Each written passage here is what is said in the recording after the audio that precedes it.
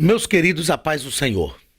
Estamos aqui na Academia de Pregadores, eu sou o pastor Anderson Silva, estamos na maior escola de teologia online do Brasil. É muito bom ter a sua presença, a sua participação conosco é fundamental, uma vez que nós existimos justamente por sua causa, que é o nosso aluno aqui na Academia de Pregadores. Vamos estudar mais uma das nossas lições da Escola Dominical deste terceiro trimestre de 2016. A lição que será estudada no dia 20 de agosto, a lição do dia 20 de agosto de 2017, lição de número 8, que tem como título A Igreja de Cristo. A Igreja de Cristo, a noiva do Cordeiro, a Virgem Imaculada, a igreja que vai morar no céu, a agência do reino de Deus na terra. Esta é a Igreja de Cristo, a comunidade dos santos de Deus, dos fiéis, como diz o escritor aos Hebreus, a Assembleia dos Santos, dos primogênitos. Esta é a Igreja de Jesus, o corpo vivo de Cristo, formado por aqueles para os quais o Senhor Jesus entregou a sua vida e derramou o seu sangue. O texto áureo está em Mateus capítulo 18 e o versículo 20, que nos diz o seguinte: porque onde estiverem 2 ou 3 reunidos em meu nome, aí estou eu no meio deles. A verdade prática, cremos na realidade cremos na igreja, que é o corpo de Cristo, uma santa e universal assembleia dos fiéis, remidos de todas as eras e todos os lugares. O objetivo geral da nossa lição é mostrar a igreja como o corpo de Cristo e os elementos que a identificam. Os objetivos específicos: primeiro, apresentar o significado da palavra igreja e os seus desdobramentos. Segundo, explicar os elementos que identificam a igreja. Terceiro, conscientizar os crentes de que eles são membros do corpo de Cristo. Ponto central da lição: a igreja é o corpo de Cristo. Leitura bíblica em classe está na primeira carta de Paulo aos Coríntios, capítulo 12, do versículo 12 ao 20 e versículos 25 ao 27. O texto nos diz o seguinte: porque assim como o corpo é um e tem muitos membros, e todos os membros, sendo muitos, são um só corpo, assim é Cristo também. Pois todos nós fomos batizados em um espírito, formando um corpo, quer judeus, quer gregos, quer servos, quer livres, e todos temos bebido de um espírito. Porque também o corpo não é um só membro, mas muitos. Se o pé disser, porque não sou mão, não sou do corpo, não será por isso do corpo? E se a orelha disser, porque não sou olho, não sou do corpo, não será por isso do corpo? Se todo o corpo fosse olho, onde estaria o ouvido? Se todo fosse ouvido, onde estaria o olfato? Mas agora, Deus colocou os membros do corpo, cada um deles como quis. Deus colocou os membros do corpo, cada um deles como quis. E se todos fossem um só membro, onde estaria o corpo? Agora, pois, há muitos membros, mas um corpo, para que não haja divisão no corpo, mas antes tenha os membros igual cuidado uns dos outros. Eu vou repetir também essa parte B aqui do versículo 25. Mas antes tenha os membros igual cuidado uns dos outros. De maneira que, se um membro padece, todos os membros padecem com ele. De maneira que, se um membro padece, todos os membros padecem com ele. E se um membro é honrado, todos os membros se regozijam com ele. E se um membro é honrado, todos os membros se regozijam com ele. Ora, vós sois o corpo de Cristo e seus membros em particular. Meus queridos, antes de fazer um breve comentário da leitura bíblica em classe, eu quero fazer um breve comentário, também um brevíssimo comentário sobre o texto áureo. Quando Jesus disse, onde estiverem 2 ou 3 reunidos em meu nome, aí estou eu no meio deles. Eu sempre me questionei por que Jesus diz onde estiverem 2 ou 3 reunidos em meu nome. Eu tenho um amigo que morou muito tempo nos Estados Unidos e trabalhou numa sinagoga judaica nos Estados Unidos. E ele me disse que é uma cultura na sinagoga. Para iniciar uma reunião, é preciso ter no mínimo 10 pessoas. No mínimo 10 pessoas reunidas para que inicie uma reunião. Isto não é nada místico, mas isso por causa dos tipos de serviços que envolvem o culto na sinagoga, serviços que são prestados durante uma reunião na sinagoga. Então, se não tiver, de acordo com ele chegava, limpava a sinagoga, e enquanto não tinha 10 pessoas reunidas, eles não começavam a sua reunião. Jesus, olhando para este contexto, ele diz, olha, onde estiverem 2 ou 3 reunidos em meu nome, ali estou eu no meio deles. Porque o que Jesus está nos ensinando é que a igreja de verdade não é constituída por um número grande, enorme de pessoas. Isso é muito bom. Tem gente que afirma assim, Deus não está preocupado com quantidade, Deus está preocupado com qualidade. Eu afirmei isso muitas vezes, sabe? Mas eu percebi que Deus está preocupado também com quantidade. É possível ter quantidade com qualidade. Por que Deus está preocupado com quantidade? Deus falou com Abraão que faria a descendência dele numerosa, como as estrelas do céu, como as areias da praia. A palavra de Deus nos afirma também que Deus não quer que nenhum homem se perca, antes que todos aqui, fala de uma grande quantidade, que todos venham ao conhecimento da verdade. Então Deus está preocupado também com quantidade, mas uma quantidade qualitativa. Porém, o que Jesus está nos ensinando é que ele não precisa de quantidade para que ele esteja reunido com a sua igreja. Ele não precisa de um grande número de pessoas para que ele resolva estar presente numa reunião.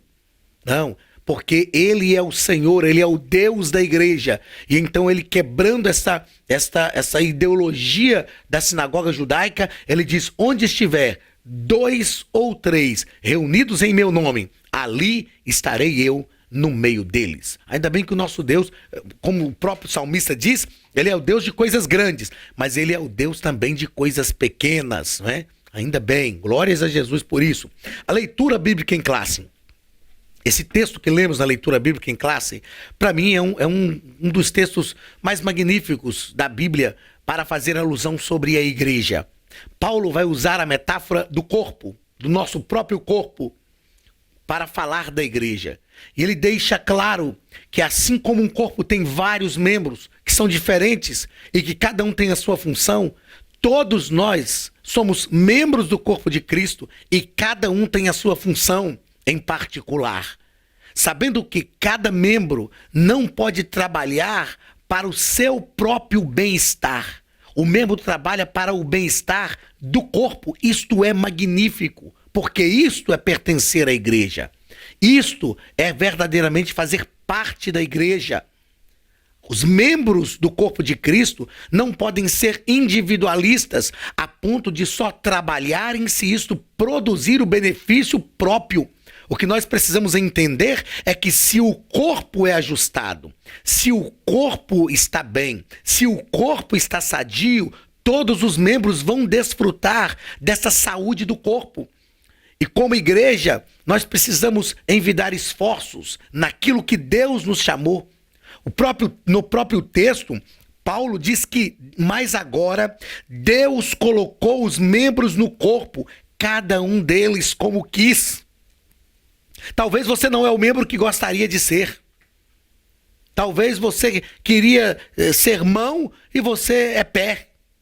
Talvez você queria ser pé para dar o sustento e você é mão. O importante é que você compreenda, que cada um de nós compreendamos que foi Deus quem nos colocou no corpo como Ele mesmo quis. E se Deus nos colocou no corpo para ser o membro que nós somos, É porque Deus sabe que nós seremos efetivos fazendo aquilo que Ele nos capacitou para fazer como membros que somos no corpo. Eu vou repetir isso para você entender. Se Deus nos colocou no corpo como os membros que somos, é porque Ele sabe que nós podemos ser efetivos fazendo aquilo que Ele nos colocou no corpo para fazer. E o importante é que se o corpo está bem, se um membro do corpo é ajustado, eu repeti algumas partes do texto aqui para enfatizar, se um membro padece, todos padecem. Todos padecem. Se um membro é honrado, todos os membros se regozijam com ele. O que eu aprendo com esse texto magnífico, essa metáfora magnífica que Paulo utiliza para falar da igreja, é que igreja não é arena de gladiadores. Igreja não é lugar de disputar espaço. Ninguém precisa disputar espaço na igreja, porque nós já conquistamos o espaço que Deus queria que nós conquistássemos como membros que somos deste corpo. A igreja não é uma arena de gladiadores, onde as pessoas precisam lutar, precisam matar umas às outras. Na igreja, a gente não precisa puxar o tapete de ninguém para assumir uma função, porque nós assumimos aquelas funções que Deus preparou para nós no corpo.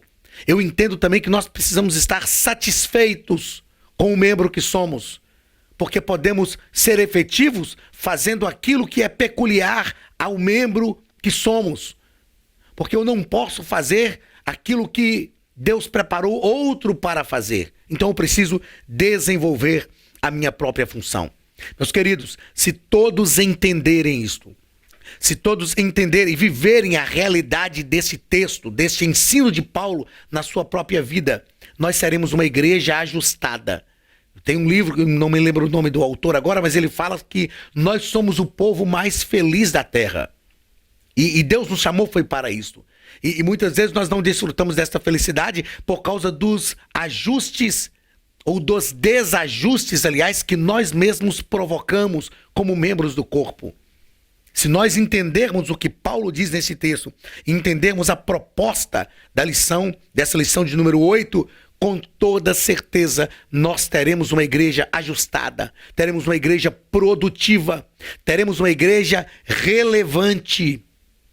Uma igreja que tenha relevância na vida das pessoas. Teremos uma igreja transformadora. Teremos uma igreja que é a verdadeira agência do reino de Deus na terra. Teremos uma igreja consolidada.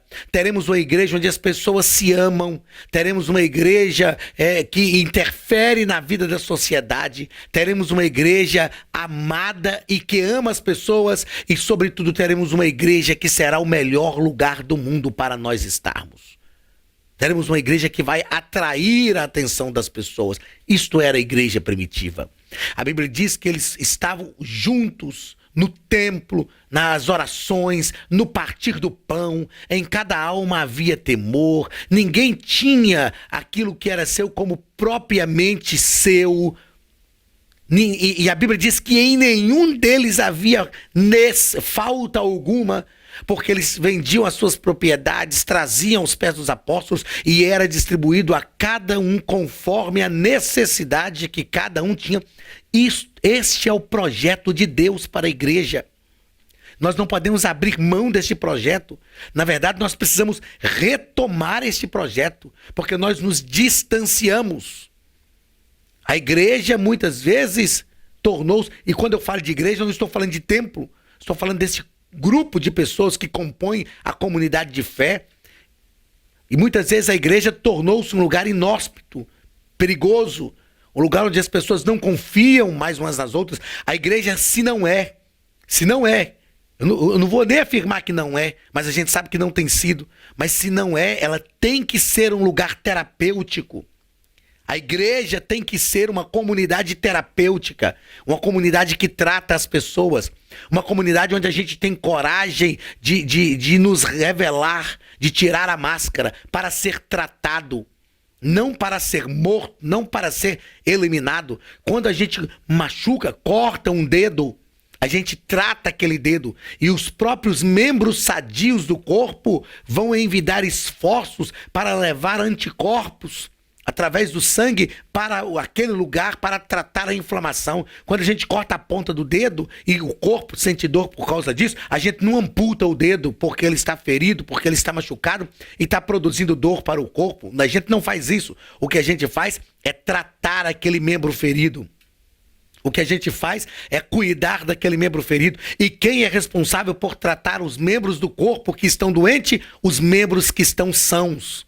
Os membros que estão saudáveis. Eles é que precisam despender energia para tratar os membros enfermos. Eles têm que ser restaurados, transformados, mudados. A igreja tem que ser uma comunidade terapêutica. A igreja tem que ser um lugar onde nós confiamos nas pessoas. A igreja tem que ser um lugar onde nós nos entregamos. A igreja tem que ser um lugar onde nós nos envolvemos. A igreja tem que ser o lugar da felicidade, o lugar do afeto, o lugar do abraço, o lugar do acolhimento. A igreja tem que ser o melhor lugar do mundo.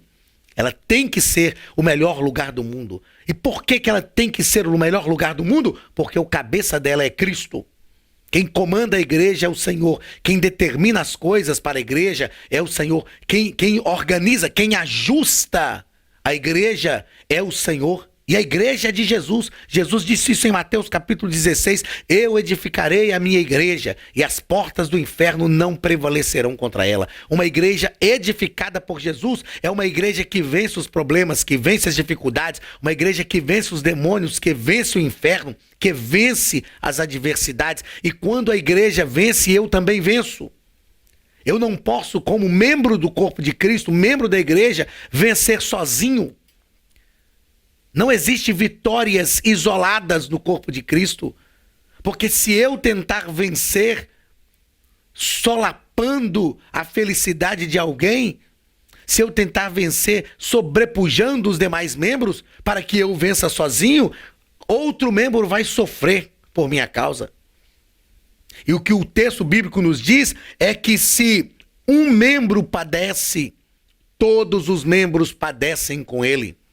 Nós precisamos padecer com os que padecem, mas precisamos nos alegrar, nos regozijar com aqueles que são honrados.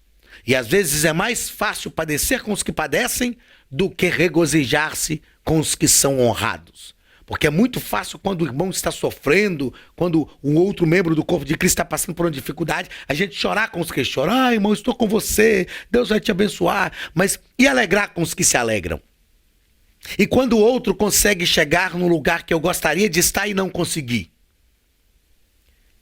E quando o outro consegue conquistar aquilo que é um objetivo da minha própria vida e eu ainda não conquistei? Muitas vezes quando isso acontece, as pessoas criam inimigos. Eu li uma frase que me vem à mente aqui agora, que para fazer inimigos nós não precisamos brigar com alguém. A gente só precisa lutar por aquilo que a gente acredita e defender aquilo que a gente pensa. Então nós precisamos criar na igreja uma comunidade terapêutica. Um lugar onde eu fico feliz quando alguém vence. Um lugar onde eu me regozijo com alguém que é honrado.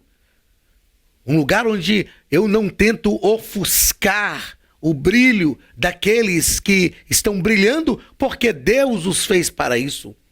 Porque isto é a igreja. Isto é a igreja, o corpo de Cristo, o lugar do ajustamento, o lugar da disciplina, o lugar da comunhão, o lugar da igualdade, o lugar da alegria, o lugar do prazer. Isto é a igreja, é o lugar de ser feliz, é o lugar de estar bem. Vamos à introdução da nossa lição. A introdução da nossa lição, na introdução, o pastor Ezequiel Soares nos diz que a descida do Espírito Santo no dia de Pentecostes marcou o início da jornada da igreja. Existem 3 coisas importantes a considerarmos em relação à igreja. E na lição de hoje, como eu sempre tenho feito, mostrando que disciplina da teologia sistemática nós estamos estudando, hoje nós estamos estudando eclesiologia, a doutrina da igreja, que estuda a igreja como corpo místico de Cristo.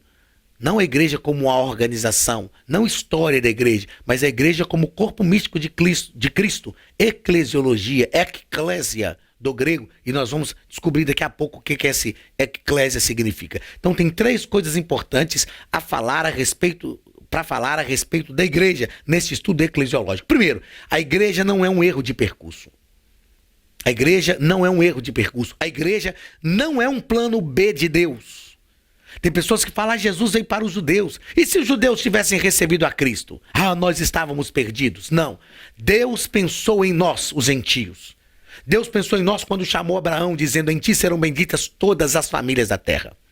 Deus pensou em nós quando deu a lei para Moisés, porque ele asseverou dizendo, o estrangeiro, que é o gentio, aquele que não é judeu, que quiser habitar no meio de vocês, pode, era só fazer o pacto da circuncisão. Que era a sua conversão ao judaísmo.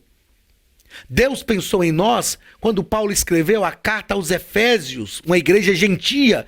Paulo escreveu aquela igreja gentia dizendo, Deus vos escolheu e vos elegeu nele, em Cristo, antes da fundação do mundo. Então a igreja não é um erro de percurso, não é um plano B de Deus. Se Israel tivesse recebido a Cristo como Salvador, Israel seria a nação evangelizadora do mundo. Nós somos chamados do novo Israel de Deus, porque aquilo que Israel não entendeu, a responsabilidade que estava sobre Israel foi transferida a nós, a igreja do Senhor Jesus. Então a igreja não é um plano B de Deus. Não sendo um plano B de Deus, a igreja foi criada na eternidade. O projeto de igreja é um projeto eterno. Antes da fundação do mundo, porque a Bíblia diz que Jesus é o Cordeiro morto. Antes da fundação do mundo. Então a igreja foi fundada na eternidade. A igreja foi criada na eternidade. A igreja foi fundada e edificada por Jesus. Jesus Cristo veio e fundou, organizou a igreja. Embora Jesus não criou igreja, não estabeleceu igrejas, a gente vê que Paulo foi quem mais fez isso nas suas viagens missionárias, mas esta ideia de igreja, tendo Cristo como cabeça, é uma fundação, uma edificação do próprio Cristo. E Jesus disse, eu edificarei a minha igreja. E a igreja foi inaugurada no dia de Pentecostes. No dia de Pentecostes, lá em os registros de Atos capítulo 2, naquele dia, o mundo passou a saber que a partir daquele momento havia um povo diferente na terra. Então a igreja foi criada na eternidade, a igreja foi fundada, estabelecida, edificada por Jesus, e a igreja foi inaugurada no dia de Pentecostes, porque estavam em Jerusalém pessoas do mundo inteiro habitado, e essas pessoas se converteram a Cristo, voltaram para suas cidades, e muitas dessas pessoas deram prosseguimento à obra evangelizadora, e o evangelho então cresceu, se espalhou pelo mundo inteiro. Primeiro ponto da nossa lição, a comunidade dos fiéis. Então, nós vamos tratar aqui, o pastor Ezequiel Soares vai nos mostrar a etimologia do termo igreja, que é eclésia. É um prefixo grego que fala de tirar. Então, eclésia significa tirar para fora, chamar para fora. A eclésia era um grupo... Quem era chamado? A Bíblia faz essa alusão à igreja. Na própria lição aqui, no segundo parágrafo até, quando fala sobre a Assembleia dos Cidadãos, havia uma assembleia de pessoas da vida cotidiana, não estamos falando agora de igreja. No mundo grego havia uma assembleia desses cidadãos que eram chamados de eclésia. O que eles faziam? Eles saíam da cidade, iam para fora da cidade e se reuniam para discutir problemas que a cidade vivia. Mas eles não iam embora da cidade. Eles discutiam os problemas, encontravam soluções e voltavam para a cidade com as soluções para resolver esses problemas. Esta era a Assembleia dos Cidadãos, eclésia, vocabulário de Assembleia dos Cidadãos em Atenas, que era já o mundo grego, ele servia para isso. A ideia de igreja é esta. A igreja são aqueles chamados para fora de onde? Do mundo. A oração sacerdotal de Jesus em João capítulo 17. Eles estão no mundo, mas não são do mundo. Não o peço que os tires do mundo, mas que os livres do mal. Então o Senhor nos chamou para fora desse sistema mundano. Por outro lado, nós não saímos do mundo físico, mas sim do sistema mundano. Qual é o nosso papel como igreja? Discutir os problemas que o mundo enfrenta, trazer soluções e voltar para a nossa realidade cotidiana a fim de mostrar os princípios divinos para transformar a nossa sociedade. Este é o papel da igreja. Tratamos então da etimologia e tratamos também do segundo parágrafo, Assembleia dos Cidadãos. Terceiro parágrafo, significado da expressão Santa Igreja Católica. Então, um termo católicos, católicos, significa universal, geral, não tem nada a ver com o catolicismo romano. Nós sabemos que a Igreja Católica Romana é chamada de Igreja Apostólica Católica Romana. Nós somos uma igreja apostólica, porque estamos baseados no credo dos apóstolos. Somos uma igreja católica, porque somos uma igreja universal, a igreja de Jesus. O escritor dos Hebreus fala sobre isso, a universal Assembleia dos Santos dos Primogênitos.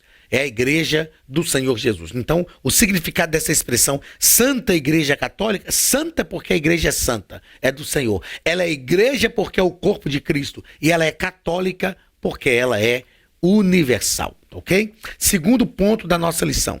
Elementos que identificam uma igreja. Afinal, o que é a igreja? O que é a igreja? Toda a congregação ou assembleia que se reúne em torno do nome de Cristo Jesus como Senhor e Salvador, professando sua fé nele publicamente e se torna diversificada, aberta a todas as pessoas. As pessoas se reúnem, mas não estão reunidas em torno do nome de Cristo, não é igreja. Isto é uma organização. Ah, pastor, mas lá tem um nome de igreja, tem placa de igreja, tem tudo de igreja. Mas está reunida em torno do nome de Cristo? Está reunida em torno da salvação, professando a sua fé em Jesus publicamente? Se é igreja. Se não é, pode ter nome de igreja, é uma organização. É uma organização como Rotary Club, Lions Club e diversas organizações que tem em cada município, em cada cidade, mas não é igreja. A igreja tem que se reunir em torno do nome de Cristo. A igreja tem que professar a Cristo como Senhor e Salvador de forma pública. Aí sim nós temos o formato corpo de igreja. A adoração. Os crentes em Jesus se reúnem para adoração pública, coletiva. Nós precisamos entender que nós temos essa visão pública, a visão, aliás, coletiva da igreja, que é o corpo de Cristo. Mas temos a visão individual de igreja, que somos nós, o templo do Deus vivente. Eu sou a igreja, você é a igreja, mas nós nos reunimos na comunidade de fé. E o escritor aos Hebreus nos ensina que é preciso que a gente reúna. Ele diz, não deixando a vossa congregação como é costume de alguns. Nós precisamos estar ligados a uma comunidade de fé. Cresce um movimento muito grande hoje no Brasil chamado de igreja em casa, que na verdade são os desigrejados. Ah, pastor, mas a instituição é perniciosa, a gente encontra problemas, a gente tem dificuldades. Jesus também teve dificuldades, teve problemas. Jesus reuniu só 12. Só 12. Imagina uma igreja hoje de 12 membros, 13 membros, hein? Porque tinha Jesus e mais 12. Imagina uma igreja de 13 membros hoje. Ah, é uma igreja pequena, uma igreja tranquila. E Jesus tinha problema, tinha um filho de Satanás lá no meio. Aí a gente hoje pensa que a gente é melhor do que Jesus. E os 12 que estavam com Jesus, ele escolheu, mesmo sendo Deus, mas agindo como homem, uma noite de vigília, e ele saiu para escolher 12 homens. E igreja é assim, mano. Igreja tem gente de tudo quanto é origem. Lá dos discípulos de Jesus escolheu, tinha pescadores, tinha gente de família rica e gente de família pobre, tinha um cobrador de impostos, que era um proscrito social, um proscrito religioso, tinha irmãos, pessoas que vinham de uma mesma família, tinha um revolucionário, tinha um camarada sanguíneo, sangue no olho, Pedro era sangue no olho, mas tinha um camarada muito tranquilo, que era João. essa diversificação, essa diversidade de pessoas que compõem a igreja é necessário. Agora nós teremos problemas? Teremos. Em todos os lugares. Então cresce esse movimento de igreja sem templo. Nós precisamos estar ligados a uma comunidade de fé. Porque na comunidade de fé nós crescemos. Quando a nossa ira vem na comunidade de fé por causa de alguém que errou, é um momento de Deus tratar conosco. Ah, mas eu vejo muito erro lá, eu não aguento. Deus está tratando com você, Deus está te dando domínio próprio. Nas nossas relações é que nós aprendemos a amar a Deus. Isso é bíblico. A Bíblia diz: se alguém aborrece o seu irmão, se alguém diz que ama a Deus, mas aborrece o seu irmão, esse tal é mentiroso. Porque como, pois, amará a Deus que não vê, se ele aborrece a seu irmão que vê?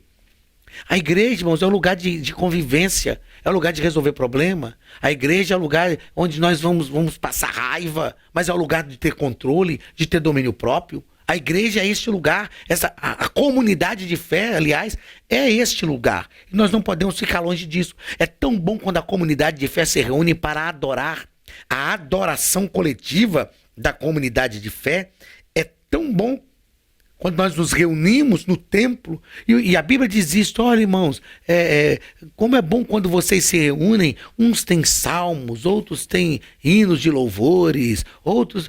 Cada um faz uma coisa, essa diversidade, essa comunhão que nós desfrutamos. Irmão, isso é o treinamento para o céu. Isso aqui é um ensaio para a nossa convivência no céu. A diferença básica é que no céu nós não vamos ter problema.